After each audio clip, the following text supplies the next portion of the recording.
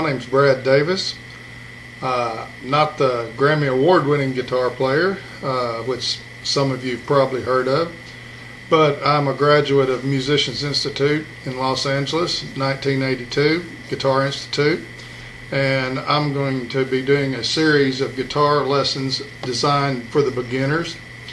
There's always a lot of advanced lessons out there for those who are along their way to playing a guitar for a living or just being an upper level guitar player.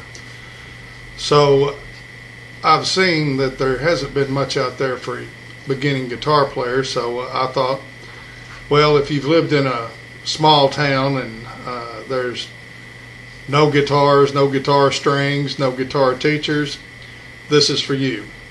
And we're going to start off simple.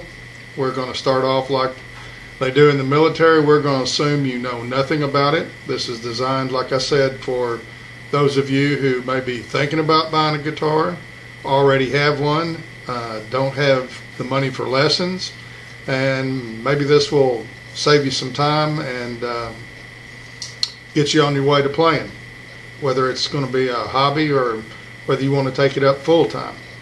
So anyway, this is the lesson number 1, and we're going to start off with the very basics. This is a classical guitar, or otherwise sometimes called a Spanish guitar.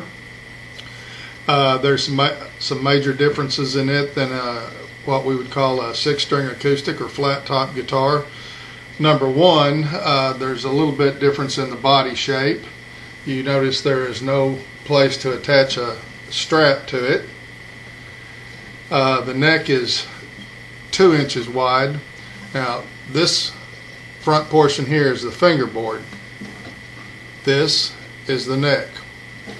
You can tell a classical guitar or a Spanish guitar by in the headstock will be slots for the machine heads, and the tuning gears are on the side, and your tuning keys are angled down here. Now, the 2-inch wide neck is a little bit more difficult to reach certain chords and things on, but it has a unique sound and is used by a lot of different players. In fact, Willie Nelson has used one of these type guitars all the time I've ever heard him play. So it really depends on what you like to play. So there's no correct choice of guitar. It's all up to the individual player. These are strung with nylon strings, and the bridge is a little bit different. These strings are tied. You can get ball-end ones now, but these are tied as in the original fashion. And we're going to start out with the bottom string is number 1, 2nd string, 3rd, 4th, 5th, and 6th. 1st string is E, 2nd string is B, 3rd string is G, 4th string is D, 5th string is A, and the 6th string is E. Now, there's a bunch of ways in the old days that we could tune. We would tune to, the worst way was pitch pipes and a tuning fork. And at that time when I started learning, tuners were pretty much too expensive for the average person to buy. However, I'm old school and I still use a tuning fork, and I'll show you how that works.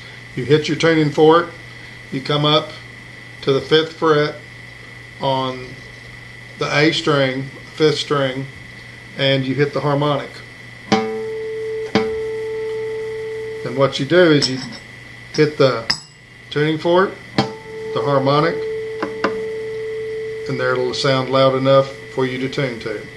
Once you tune that way, you come to the 5th fret on the 6th string, tune those 2, move over to the 5th string, tune to the 4th, move down again, tune the 3rd string, then on the 3rd string to tune the B string, the 2nd string, you go down to the 4th fret, and then you come up again to the 5th fret on the second string to tune the first string. And there it is for tuning. However, I suggest for beginners that the tuners they make now are very inexpensive.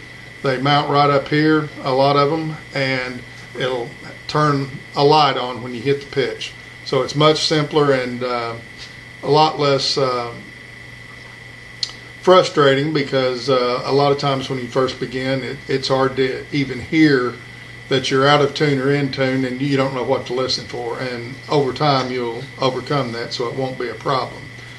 Now we're going to start with 3 chords, and the first, it's a simple chord grouping I'm going to show you is G, C, and D. They're all easy fingerings, and it's what we refer to as a 1-4-5 pattern, which has been used since the beginning of blues and rock and roll.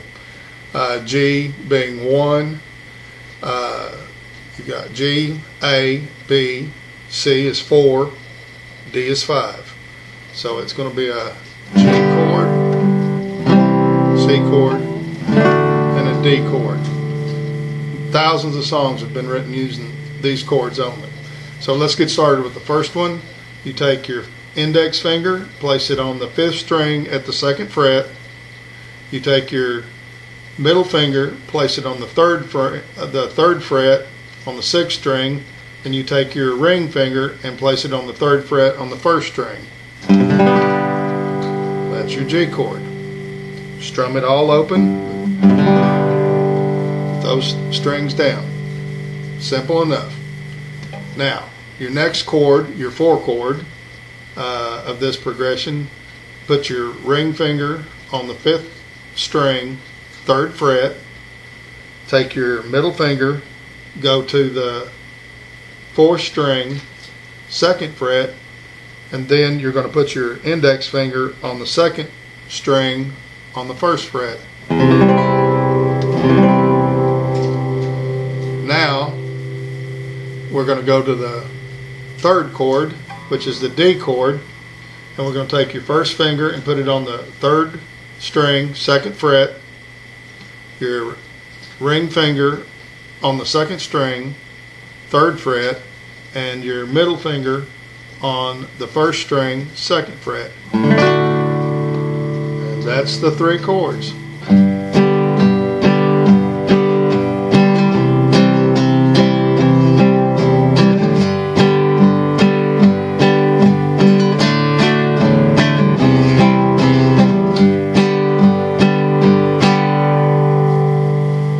And that's all there is to it.